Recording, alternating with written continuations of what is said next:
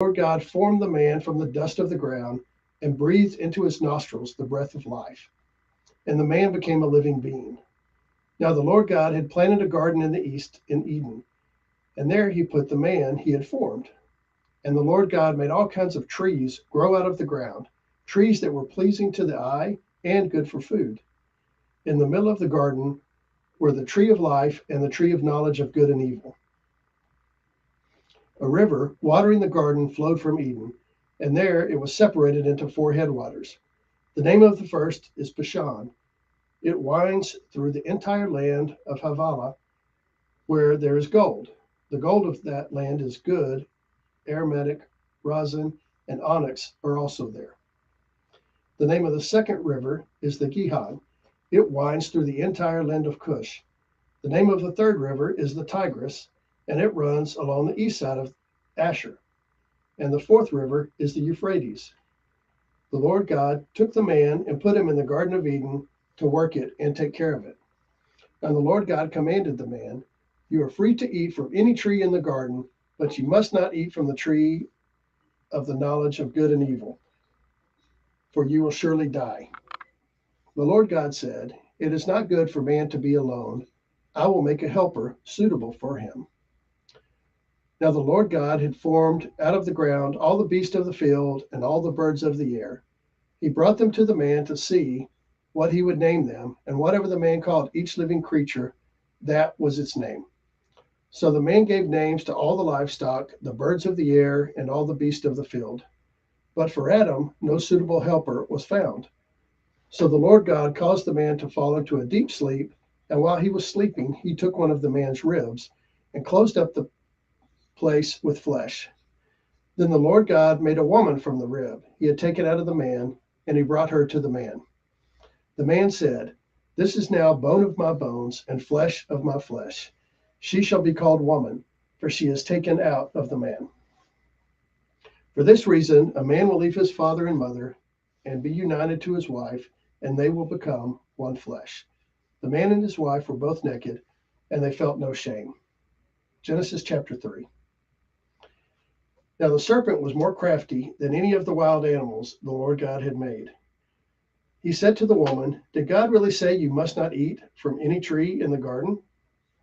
The woman said to the serpent, "We may eat fruit from the trees in the garden, but God did say, you must not eat fruit from the tree that is in the middle of the garden, and you must not touch it, or you will die."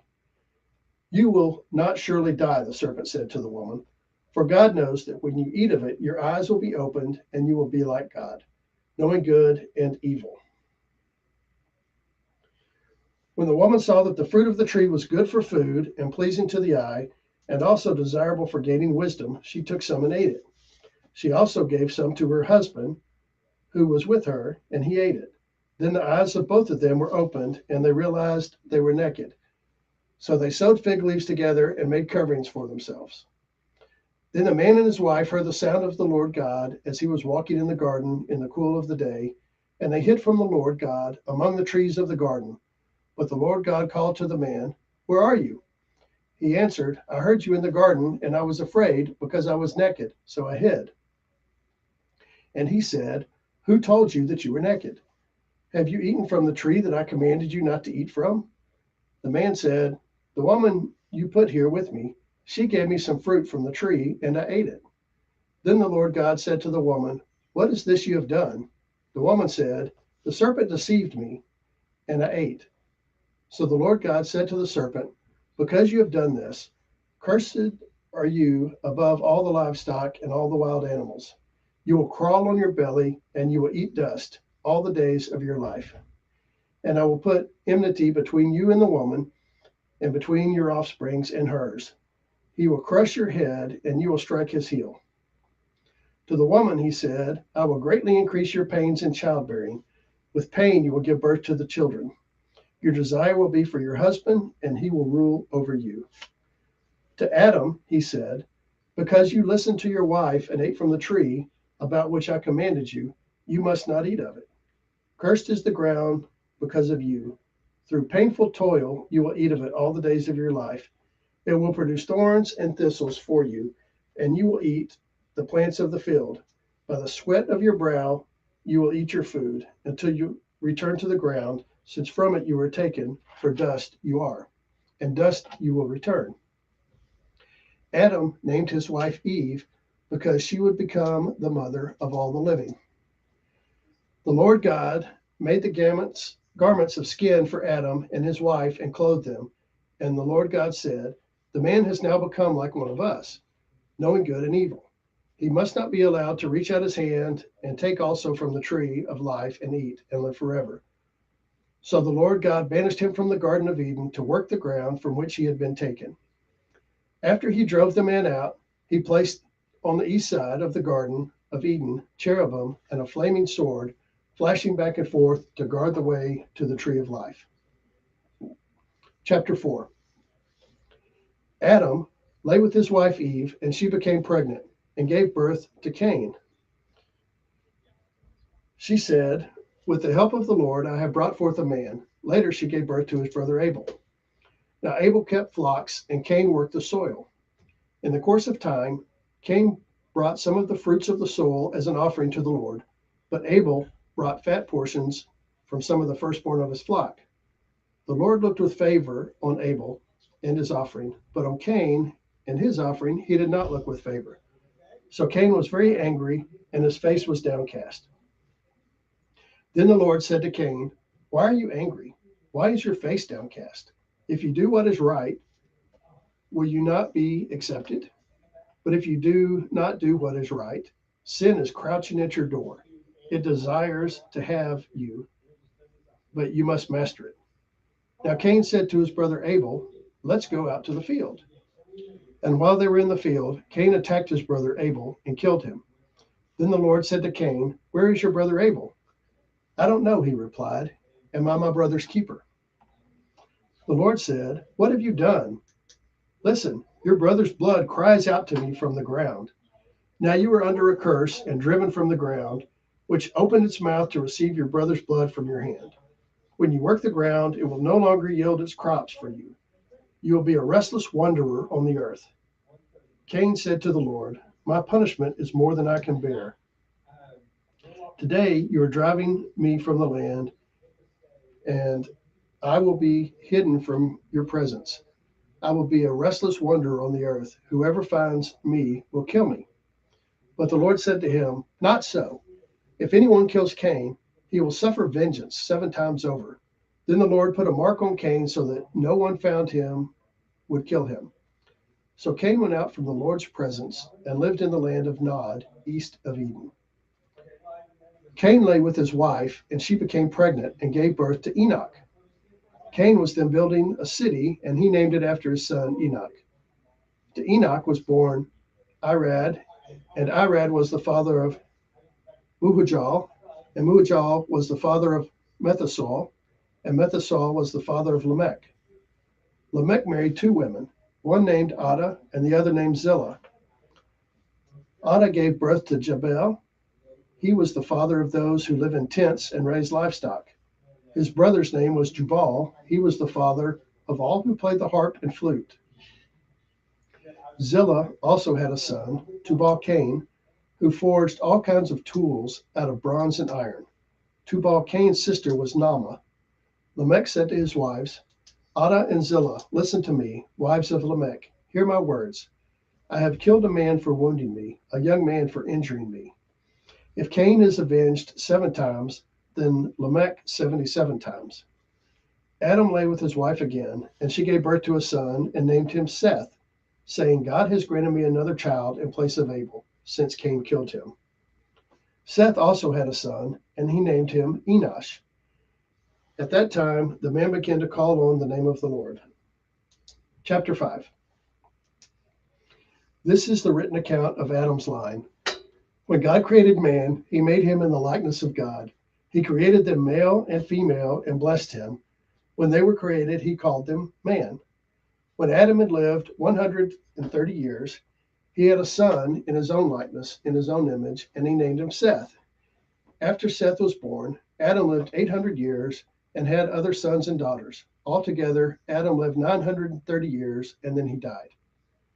When Seth had lived 105 years, he became the father of Enosh, And after he became the father of Enosh, Seth lived 807 years and had other sons and daughters. Altogether, Seth lived 912 years, and then he died. When Enosh had lived 90 years, he became the father of Kenan. And after he became the father of Kenan, Enosh lived 815 years and had other sons and daughters. Altogether, Enosh lived 905 years, and then he died. When Kenan had lived 70 years, he became the father of Mahalalel. And after he became the father of Mahalalel, Kenan lived 840 years and had other sons and daughters. Altogether, Kenan lived 910 years, and then he died. When Mahalalel had lived 65 years, he became the father of Jared. And after he became the father of Jared, Mahalalel lived 830 years and had other sons and daughters. Altogether, Mahalalel lived 895 years, and then he died. When Jared had lived 162 years, he became the father of Enoch. And after he became the father of Enoch, Jared lived 800 years and had other sons and daughters. Altogether, Jared lived 962 years, and then he died. When Enoch had lived 65 years, he became the father of Methuselah. And after he became the father of Methuselah, Enoch walked with God 300 years and had other sons and daughters. Altogether, Enoch lived 365 years. Enoch walked with God, and then he was no more because God took him away. When Methuselah had lived 187 years, he became the father of Lamech. And after he became the father of Lamech, Methuselah lived 782 years and had other sons and daughters. Altogether, Methuselah lived 969 years, and then he died. When Lamech had lived 182 years, he had a son. He named him Noah, and said, "He will comfort us in the labor and painful toil of our hands caused by the ground the Lord has cursed." After Noah was born, Lamech lived 595 years and had other sons and daughters. Altogether, Lamech lived 777 years, and then he died. After Noah was 500 years old, he became the father of Shem, Ham, and Japheth. Chapter 6. When the man began to increase in number on the earth, and daughters were born to them, the sons of God saw that the daughters of men were beautiful, and they married any of them they chose. When the Lord said, "My spirit will not contend with man forever, for he is mortal. His days will be 120 years." Then Nephilim were on the earth in those days, and also afterward, when the sons of God went to the daughters of men and had children by them. They were the heroes of old, men of renown. The Lord saw how great man's wickedness on earth had become, and that every inclination of the thoughts of his heart was only evil all the time. The Lord was grieved that he had made man on the earth, and his heart was filled with pain. So the Lord said, "I will wipe mankind, whom I have created, from the face of the earth, men and animals, and creatures that move along the ground, and birds of the air, for I am grieved that I have made them." But Noah found favor in the eyes of the Lord. Noah was a righteous man, blameless among the people of his time, and he walked with God. Noah had 3 sons, Shem, Ham, and Japheth. Now the earth was corrupt in God's sight and was full of violence. God saw how corrupt the earth had become, for all the people on earth had corrupted their ways. So God said to Noah, "I'm going to put an end to all the people, for the earth is filled with violence because of them. I'm surely going to destroy both them and the earth. So make yourself an ark of cypress wood, make rooms in it, and coat it with pitch inside and out. This is how you are to build it. The ark is to be 450 feet long, 75 feet wide, and 45 feet high. Make a roof for it and finish it, the ark, to within 18 inches of the top. Put a door in the side of the ark and make lower, middle, and upper decks. I am going to bring floodwaters on the earth to destroy all life under the heavens, every creature that has the breath of life in it. Everything on earth will perish, but I will establish my covenant with you, and you will enter the ark. you and your sons and your wife and your sons' wives with you. You are to bring into the ark two of all living creatures, male and female, to keep them alive with you. Two of every kind of bird, two of every kind of animal, and of every kind of creature that moves along the ground will come to you to be kept alive. You are to take every kind of food that is to be eaten and store it away as food, and for you and for them. Noah did everything just as God commanded him. Genesis chapter 7.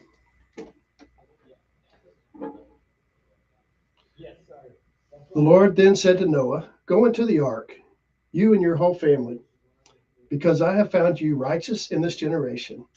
Take with you 7 of every kind of clean animal, a male and its mate, and 2 of every kind of unclean animal, a male and its mate, and also 7 of every kind of bird, male and female, to keep their various kinds alive throughout the earth.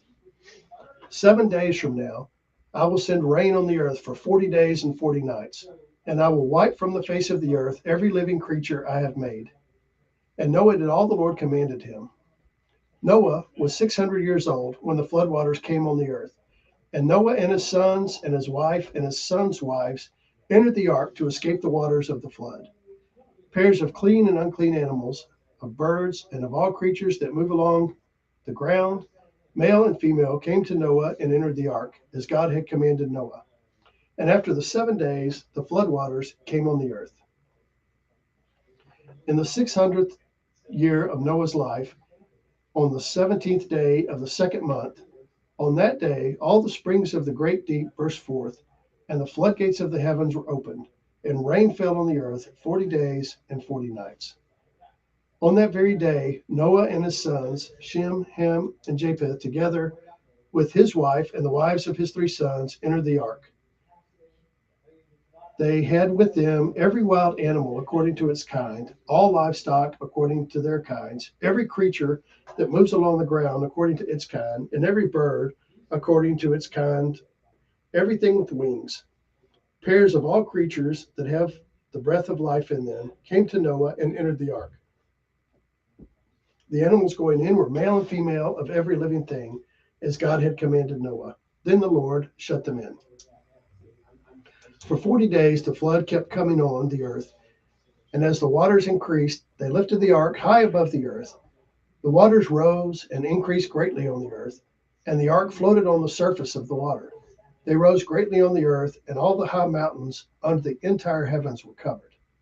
The waters rose and covered the mountains to a depth of more than 20 feet. Every living thing that moved on the earth perished: birds, livestock, wild animals, all the creatures that swarm over the earth, and all mankind. Everything on dry land that had the breath of life in its nostrils died. Every living thing on the face of the earth was wiped out. Men and animals, and the creatures that move along the ground, and the birds of the air were wiped from the earth. Only Noah was left, and those with him in the ark. The waters flooded the earth for 150 days. Genesis chapter 8. But God remembered Noah and all the wild animals and the livestock that were with him on the ark. And he sent a wind over the earth, and the waters receded. Now the springs of the deep and the floodgates of the heavens had been closed, and the rain had stopped falling from the sky. The water receded steadily from the earth. At the end of the 150 days, the water had gone down, and on the 17th day of the 7th month, the ark came to rest on the mountains of Ararat. The waters continued to recede until the 10th month, and on the first day of the 10th month, the tops of the mountains became visible. After 40 days, Noah opened the window he had made in the ark and sent out a raven, and it kept flying back and forth until the water had dried up from the earth. Then he sent out a dove to see if the water had receded from the surface of the ground. But the dove could find no place to set its feet because there was water all over the surface of the earth. So it returned to Noah in the ark. He reached out his hand and took the dove and brought it back to himself in the ark. He waited 7 more days and again sent out the dove from the ark. When the dove returned to him in the evening, there in its beak was a freshly plucked olive leaf. Then Noah knew that the water had receded from the earth. He waited 7 more days and sent the dove out again, but this time it did not return to him. But the first day of the first month, Noah's 601st year, the water had dried up from the earth. Noah then removed the covering from the ark and saw that the surface of the ground was dry. The 27th day of the second month, the earth was completely dry. Then God said to Noah, "Come out of the ark, you and your wife and your sons and their wives. Bring out every kind of living creature that is with you, the birds, the animals, and all the creatures that move along the ground, so that they can multiply on the earth and be fruitful and increase in number upon it." So Noah came out together with his sons and his wife and sons' wives, all the animals and all the creatures that move along the ground and all the birds, everything that moves on the earth, came out of the ark, one kind after another. Then Noah built an altar to the Lord, and taking some of the clean animals and clean birds, he sacrificed burnt offerings on it. The Lord smelled the pleasing aroma and said in his heart, "Never again will I curse the ground because of man, even though every inclination of his heart is evil from childhood, and never again will I destroy all living creatures as I have done. As long as the earth endures, seed time and harvest, cold and heat, summer and winter, day and night will never cease." Chapter 9. Then God pleased Noah and his sons, saying to them, "Be fruitful and increase in number and fill the earth. The fear and dread of you will fall upon all the beasts of the earth and all the birds of the air, upon every creature that moves along the ground, and upon all the fish of the sea. They are given into your hands. Everything that lives and moves will be food for you. Just as I gave you the green plants, I now give you everything. But you must not eat meat that has its lifeblood still in it. And for your lifeblood, I will surely demand an accounting. I will demand an accounting from every animal and from each man too. I will demand an accounting for the life of his fellow man. Whoever sheds the blood of man, by man shall his blood be shed. For in the image of God has God made man. As for you, be fruitful and increase in number. Multiply on the earth and increase upon it." Then God said to Noah and his sons with him, "I now establish my covenant with you and with your descendants after you, and with every living creature that was with you, and the birds, the livestock, all the wild animals, and all those that came out of the ark with you, every living creature on the earth.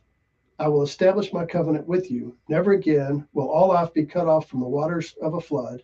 Never again will there be a flood to destroy the earth." And God said, "This is the sign of the covenant I am making between me and you and every living creature with you, a covenant for all generations to come. I've set my rainbow in the clouds, and it will be the sign of the covenant between me and the earth. Whenever I bring clouds over the earth and the rainbow appears in the clouds, I will remember my covenant between you and all the living creatures of every kind.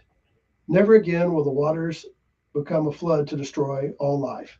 Whenever the rainbow appears in the clouds, I will see it and remember the everlasting covenant between God and all living creatures of every kind on the earth."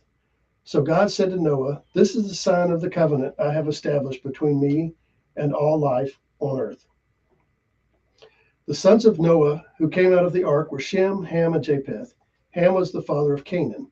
These were the three sons of Noah, and from them came the people who were scattered over the earth. Noah, a man of the soul, proceeded to plant a vineyard, and when he drank some of its wine, he became drunk and lay uncovered inside his tent. Ham, the father of Canaan, saw his father's nakedness and told his two brothers outside.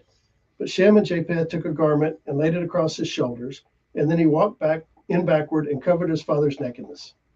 Their faces were turned the other way so that they would not see their father's nakedness. When Noah awoke from his wine and found out that his youngest son had done to him, he said, "Cursed be Canaan, the lowest of the slaves will he be to his brothers." He also said, "Blessed be the Lord, the God of Shem. May Canaan be the slave of Shem. May God extend to the territory of Japheth. May Japheth live in the tents of Shem, and may Canaan be his slave." After the flood, Noah lived 350 years. Altogether, Noah lived 950 years, and then he died.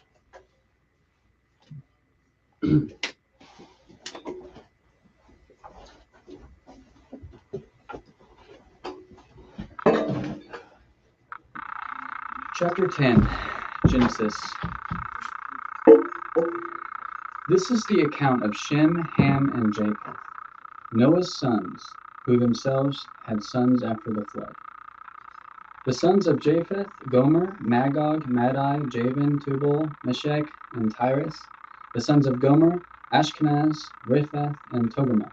The sons of Javan, Elisha, Tarshish, the Kedim, and the Rodanim. From these, the maritime peoples spread out into their territories by their clans within their nations, each with its own language. The sons of Ham, Cush, Mizraim, Put, and Canaan. The sons of Cush, Seba, Havilah, Sabta, Ramah, and Sabtaka. The sons of Ramah, Sheba, and Dedan. Cush was the father of Nimrod, who grew to be a mighty warrior on the earth. He was a mighty hunter before the Lord. That is why it is said, like Nimrod, a mighty hunter before the Lord. The first centers of the kingdom were Babylon, Erech, Akkad, and Calneh, and Shinar. From that land he went to Assyria, where he built Nineveh, Rehoboth, Calah, and Resen, which is between Nineveh and Calah. That is the great city. Mizraim was the father of the Ludites, Anamites, Leabites, Naphtuhites, Pathrusites, Coslahites, from whom the Philistines came, and Caphtorites. Canaan was the father of Sidon, his firstborn, and of the Hittites, Jebusites, Amorites, Girgashites, Hivites, Archites, Sinites, Arvadites, Zemarites, and Hamathites. Later, the Canaanite clans scattered, and the borders of Canaan reached from Sidon toward Gerar, as far as Gaza, and then towards Sodom, Gomorrah, Admah, and Zeboim, as far as Lasha. These are the sons of Ham.